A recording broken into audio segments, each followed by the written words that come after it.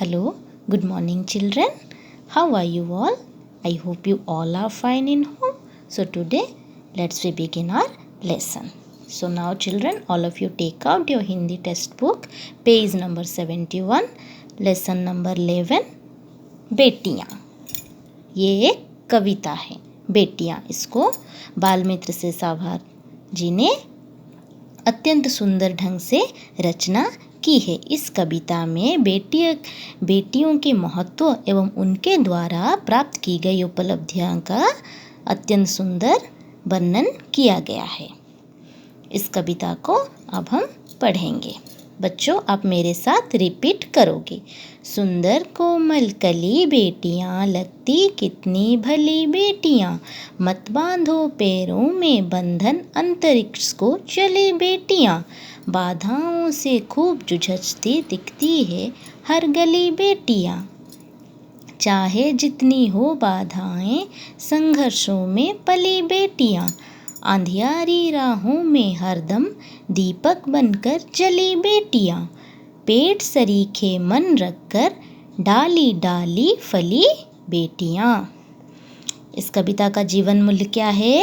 बेटे हैं घर के दीप तो बाती हैं बेटियां. देखो, अभी हम एक एक लाइन पढ़ के मैं आपको समझाऊंगी. सुंदर कोमल कली बेटियां. बेटियां सुंदर होती है, कोमल होती है और फूलों की कली की तरह होती है. लगती कितनी भली बेटियां. बेटियां भली मतलब अच्छी. बेटियां हम सबको अच्छी लगती है. मत बांधो पैरों में बंधन, अंतरिक्ष को चली बेटियां. मत बांधो पैरों में बंधन. बंधन मतलब रोकने वाला. बेटियों के पैरों में बंधन मत बांधो, उन्हें को किसी भी काम के लिए मत रोको. अंतरिक्ष को चली बेटियां. अंतरिक्ष मतलब स्पेस, आकाश. बेटियां स्पेस तक भी जाते हैं. जैसे हमारे पहली महिला कौन है? अंतरिक्ष महिला कल्पना चावला, वो स्पेस को गई है. और सुनीति विलियम्स भी और साबना पांड्या भी गई है. ये तीनों लड़कियां गई है. ये भी तीनों लड़की है. ये तीनों अंतरिक्ष को गई है. इसलिए हमें बेटियों को किसी भी काम के लिए रोकना नहीं चाहिए. बाधाओं से खूब जुझती मतलब संघर्ष करती. जितने भी बाधा विघ्न आते हैं रास्ते में, वो सबका संघर्ष करती है. दिखती है हर गली बेटियां.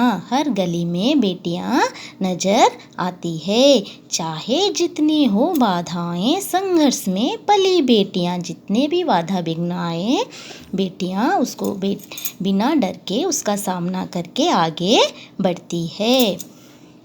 अंधियारी राहों में हरदम. अंधियारी मतलब अगर, राह मतलब रास्ता, अगर, हरदम मतलब हमेशा. अंधियारी राहों में हरदम.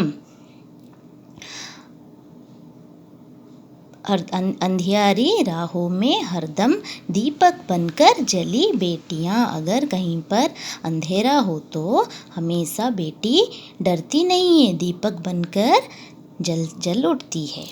पेड़ सरीखे मन रखकर. सरीखे मतलब समान. पेड़ जैसा बेटियां मन रखती है. और डाली डाली फली बेटियां. डाली डाली पर बेटियां पेड़ों समान मन रखती है.